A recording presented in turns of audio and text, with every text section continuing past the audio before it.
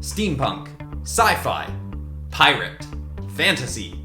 These are all genres that, admittedly, Spider-Man characters have been put into before because Spider-Man's been around so long that he's been put in a whole bunch of different genres. But I still thought it would be a fun challenge for me to rewrite my own versions of the stories and redesign some of the characters into those other genres. Mostly because I really wanted to do a steampunk Scorpion and a pirate Spider-Man, but, I'm pretty happy with the other stories and redesigns I came up with too. And I figured because this month's community redraw theme is genre swaps, I better do some more genre swap episodes. I also want to do a My Hero Academia one because a bunch of people have suggested that and I think it would be a lot of fun. But if you got other suggestions, leave them in the comments. And make sure to hit the like button so that I know you do want more episodes like this. But for now, let's get into the Spidey-focused stories. Starting with a Gwen Stacy sci-fi adventure. Gaia Stasis was a scientific explorer in the outer regions of the Monhal Nebula. She and her partner, PDB Parker, were stationed on a previously uncharted planet, documenting the miraculous wildlife. There were huge ranges of incredible creatures unlike any known in the galaxy. Now, of course, being on this planet with no other people meant that Gaia and PDB needed hobbies to entertain themselves in their off hours. Gaia took to playing the loudest Earth instrument that she could have brought with her, the drums, while PDB spent long nights crafting a mechanized armor suit. The spacesuits they currently wore to explore were very clunky and awkward to move in. Plus, most planets that they did explore had vastly different gravitational pulls.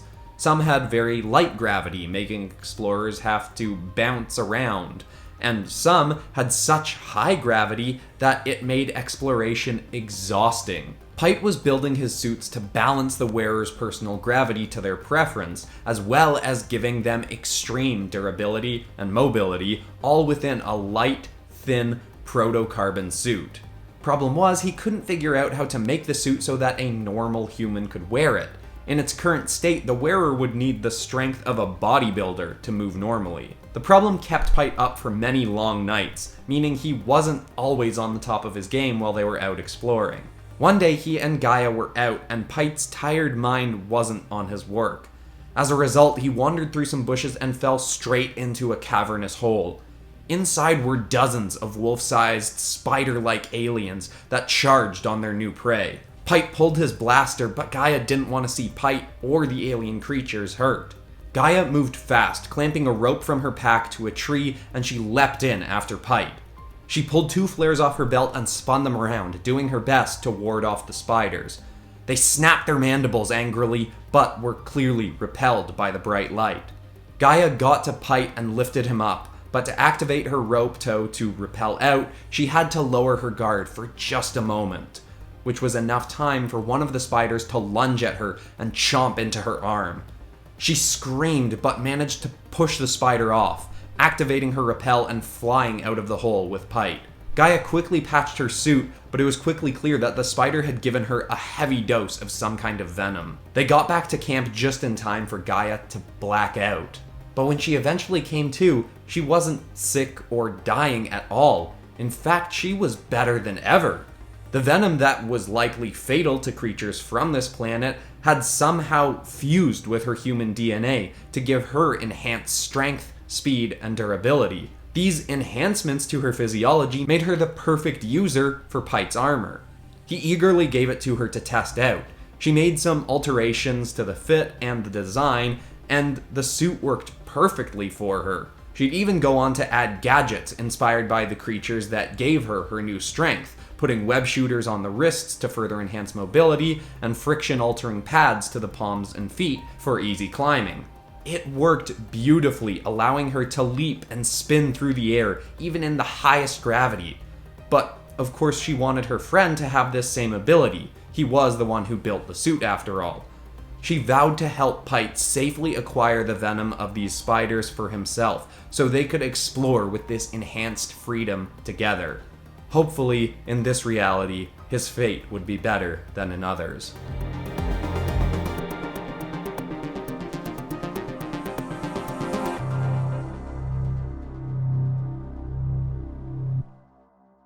Geiger Gargan had always been hard to work with. He tried pushing his way through training to be in the New Yorkshire Public Guard, but was kicked out for his angry outbursts. He'd be able to reapply for guard training in a few years, but in the meantime, he needed work. Luckily for him, it was never hard to find a willing customer for a private investigator in the busy city. One day, Gargan was on the job, spying on an aeronaut whose wife thought him to be unfaithful, but this man was too observant and soon realized that he was being tailed. The aeronaut started to run, thinking Gargan was some kind of petty thief. Gargan was tired and wanted this job to be over, so he stormed after the man, caught him and pinned him to the wall, demanding that he confess his infidelity. The man didn't know what Gargan was talking about and cried for help. Gargan struck the man, insisting on a confession, but the man's pleas caught the attention of a controversial local hero. Gargan was suddenly yanked off the aeronaut and pinned to the wall. In a puff of steam, Gargan's arms were stuck in place as they were coated in a strange, sticky substance. Unfortunately for Gargan, the steaming spinnerack of New Yorenshire had been passing by and had seen Gargan's violent outburst in time to put a stop to it. The public guard had been called and Gargan was charged with assault. Because of this official charge, he'd now never be able to reapply for a place on the guard. Gargan's life had just been completely derailed due to his own anger and lack of self-control, but he was too arrogant to see it that way. He blamed the spinnerack and sought vengeance, and luckily, a willing backer would soon grant him the opportunity. Days after the incident, Gargan was approached by Jonathan J. Jameson, owner of the Buglehorn Press, the largest printing press on the East Coast. The press had always spoken out against the steaming spinnerack, and in secret, Jameson had had his best inventors and galvanizers working on something to combat the vigilante. Jameson had heard of Gargan's encounter and offered him a significant sum if Gargan would undergo an experiment that could give him the strength to take down and unmask the spinnerack. Gargan was more than willing and the trial was set in motion. Gargan was given a serum meant to increase his physical abilities and help him survive phase 2 of the experiment, where he had a mechanical, steam-powered scorpion tail grafted to his back. It was a painful procedure, but it worked. Gargan had become a powerful combatant, fully capable of going blow to blow with the spinnerack. Jameson had planned for Gargan to simply capture the spinnerack so he could answer for his perceived crimes, and of course give the Buglehorn the exclusive story of Gargan's heroics.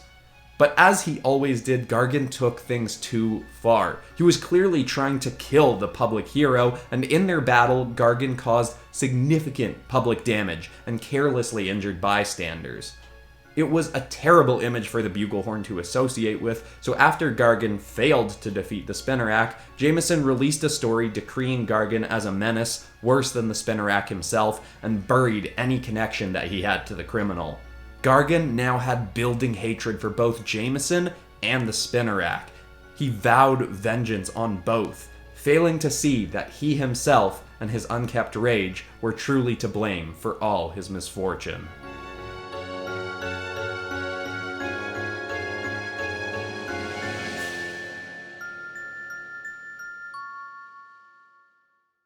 At the time you're watching this, I've definitely already started going through the comments looking for more genre swap suggestions, so thanks to everyone leaving suggestions, and I'll take some of those and let people vote on them in a community post. And if you want to make sure you're likely to see that community post, subscribe! And, ring the bell to get notified when videos are coming out on Mondays and Fridays. And be sure to check the community posts, because you can't really get notifications for community posts, but the poll will be up there eventually. But anyway, on to Pirate Spidey, let's go! PDB Parker had been obsessed with the open seas since childhood. In spite of the fact that his parents had been killed in a terrible storm on the open ocean, PD had always felt an unending desire to sail as far as one could go. He knew the seas could be dangerous, as his parents had, but he vowed to explore them all the same. Because of this, as a young teenager, PD was always eager to accompany his uncle Benjamin on fishing expeditions. Benjamin and his crew were always focused on the work, but each time they went out, PD begged them to go a little farther and a little farther from land, desperate to see what else was out there, and unfortunately for him, he'd soon find out. On a particularly plentiful fishing day, the crew had finished work early, and before heading home, they decided they could humor PD and use the extra time to sail through some less explored regions nearby. Petey was exhilarated, leaning off the ship's side, staring longingly at the waters as they moved. But they traveled outside the designated fishing zones and found themselves confronted with another ship. At first, they thought nothing of it, as it was clearly a ship from Governor Fisk's fleet. But the ship got closer and closer, not slowing down in the slightest. Benjamin tried to change course, but the governor's ship collided with them and nearly tipped the small fishing vessel. The crew soon boarded Benjamin's ship and started gathering up all the fish, claiming that it was a tax to Governor Fisk for fishing outside the appropriate area. Petey saw that his uncle and his mates were doing nothing about this and didn't understand why, so he stepped in. Petey shoved one of the governor's men, claiming that they'd paid their dues and that none of these fish were caught outside the region. In a shockingly violent turn, the man immediately drew his blade and thrust it at Petey.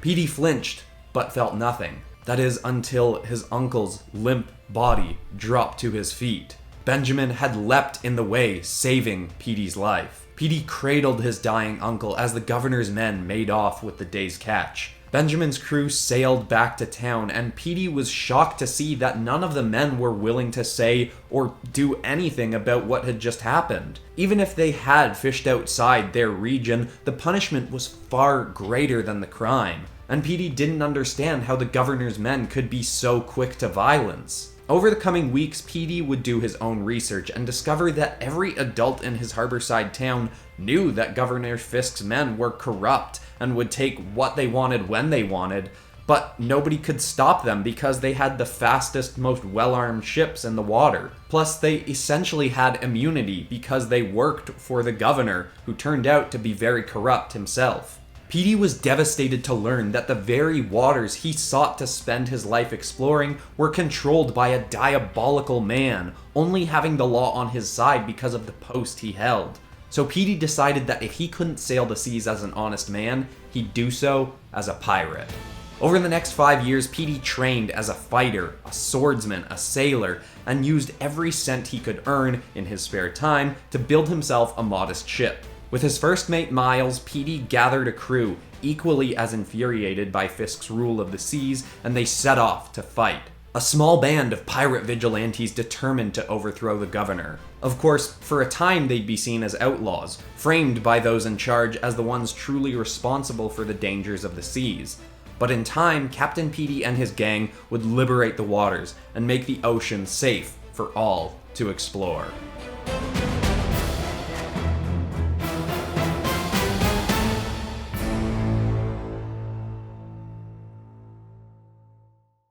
Growing up in the kingdom of Arabrook, the Davison brothers were incredibly close.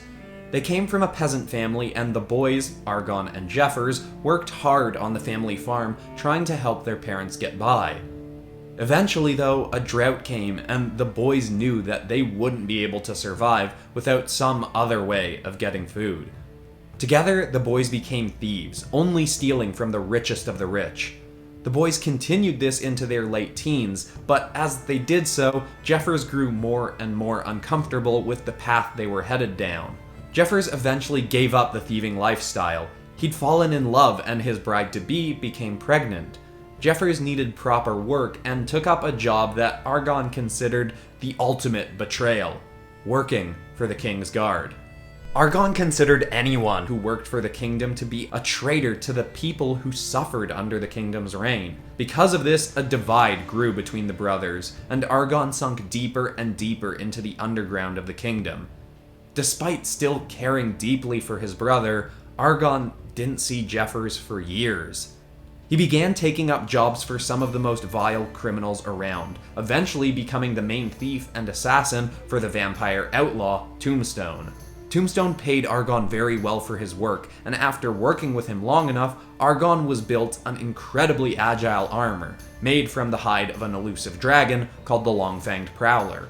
And upon being granted this armor, Argon was then given his most trying task yet: to kill the king's brother.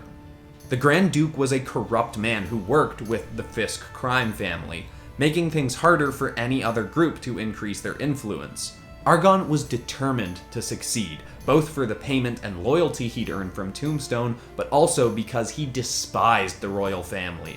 Argon snuck into the castle, scaling the walls with gauntlet claws carved from dragon bone.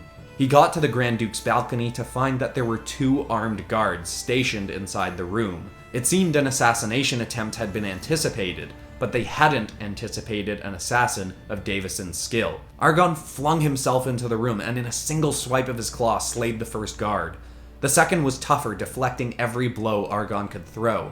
But eventually Argon got a slash into the guard's knee, knocking him to the ground. But as the guard fell, his helmet rolled off, revealing it to be Jeffers. Argon froze, and his hesitation gave Jeffers just enough time to run his sword through Argon's side. But as Jeffers pulled Argon onto the blade, he got up close to Argon's face, seeing through his mask to the eyes that he all too quickly recognized. Horrified, Jeffers pulled his blade from his brother. There was no time to tend to the wound, as the Grand Duke had awoken and fled the room, calling for more guards. Argon simply lay back on the ground, waiting for a rest. But before more guards could come, Jeffers limped from the room, yelling, "He's getting away! He's fled to the courtyard!" Argon was shocked. He was left in the room alone and knew he had to move fast. He managed to sneak his way out of the castle, clutching his wound all the way. He got out alive, but now was left in a terrible position. Not only was he injured, but now that an assassination attempt had been made, the protection of the Grand Duke would be increased that much more, and he would only be able to return to Tombstone after his mission was accomplished. But even with all this weighing on Argon, he still had some semblance of comfort. Despite everything, despite their vastly different paths, Jeffers had still saved him. He still loved him. And for the moment, despite the daunting task ahead, that was enough for Argon to keep going.